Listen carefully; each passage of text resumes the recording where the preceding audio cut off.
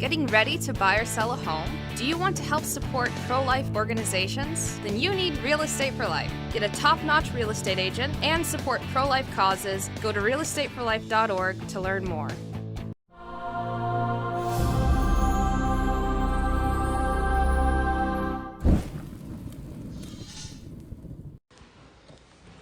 In the name of the Father, and of the Son, and of the Holy Ghost. Amen. Dear faithful, although the choice of this gospel, the woman with the issue of blood, the hemorrhage, and the daughter of the ruler of the synagogue, healed by Christ, although the choice of this gospel for the 23rd Sunday after Pentecost is not the most ancient tradition, it's nevertheless in perfect keeping with the spirit of the season after Pentecost.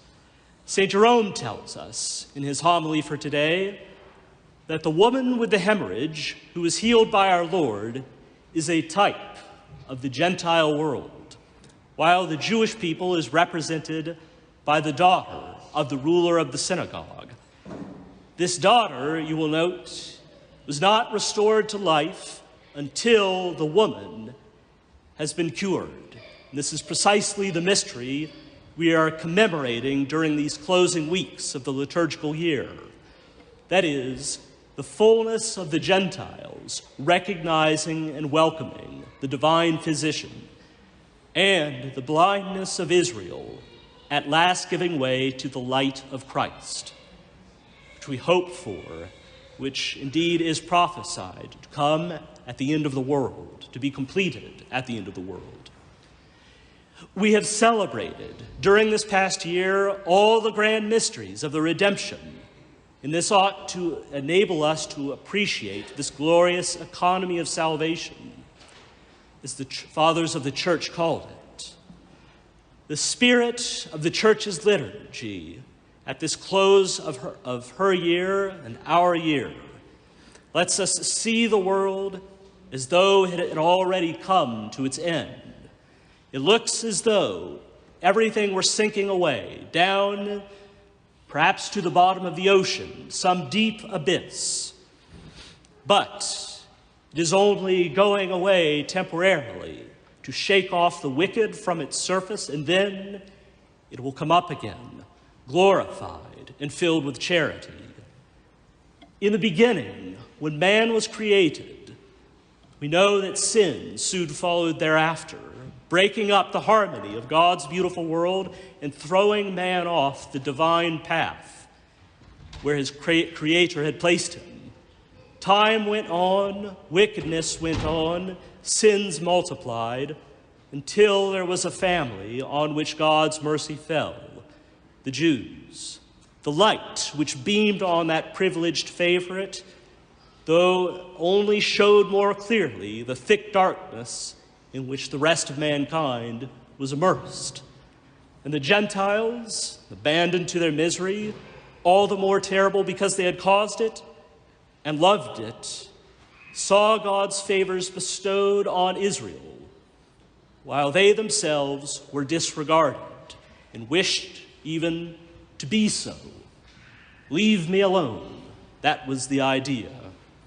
Even when the time came for original sin to be remedied, it seemed as though that was just the time for the final reprobation, the final casting away of the Gentiles. The salvation that came down from heaven in the person of the God-made man seemed to be exclusively directed towards the Jews and the lost sheep of the house of Israel. But the people that had been treated with so much predilection and received so many favors, whose fathers and first rulers had so ardently prayed for the coming Messiah, was no longer up to the position made for it by the holy patriarchs and prophets. Its beautiful religion, founded on desire and hope, had become nothing but a sterile expectancy which kept it motionless and unable to advance and take a single step towards its Redeemer. Israel minded only its law and had turned this into a sort of mummy of sectarian formalism, a corpus of rules to be followed without love. Now, while in spite of all this sinful apathy, it was now mad with jealousy, pretending that no one had any right, no one else, no one other than they, had any right to heaven's favors. The Gentiles, however, whose ever-increasing misery urged them to go in search of a deliverer, found one and recognized him in our Lord Jesus Christ, the Savior of the world. The Gentiles were confident that this Jesus could cure them, so they took a bold initiative, went up to him, and had the merit of being the first to be healed. True, our Lord had treated them with an apparent disdain, what seemed to be disdain, but that had only the effect of intensifying their humility, and humility has a power of making its inroads anywhere, even into heaven. Israel, therefore, now had to wait. One of the Psalms reads, "Ethiopia shall be the first to stretch out her hands to God." Psalm 68, verse 31. It was now Israel's turn to recover, by the pangs of a long abandonment, the humility which had won the divine promises for his fathers, the humility which alone could merit his seeing those promises fulfilled. By this time, however, the world of salvation had made itself heard throughout all the nations, healing and saving all those who desired the blessing. Our Lord, who had been delayed on the road, came at last to the house towards which he first purposed to direct his steps.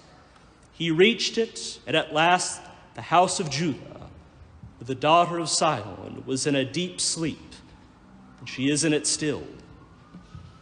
His almighty compassion drove away the poor, abandoned one. This girl drove from her the crowd of false teachers and lying prophets who had put her in this death-like state by all the noise of their vain babbling.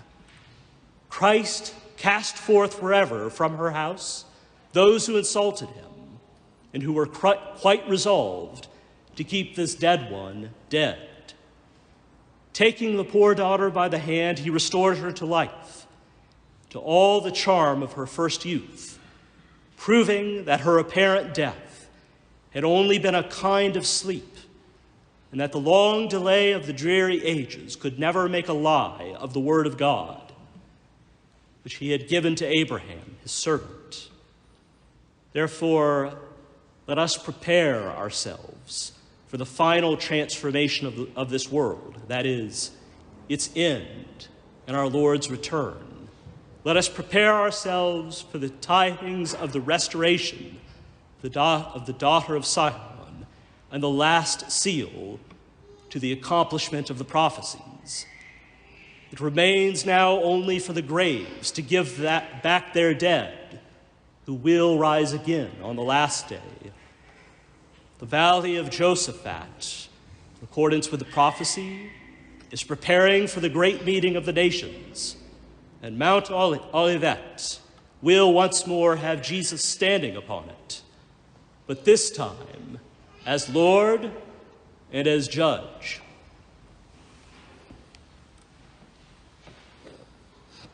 In the name of the Father, and of the Son, and of the Holy Ghost, amen.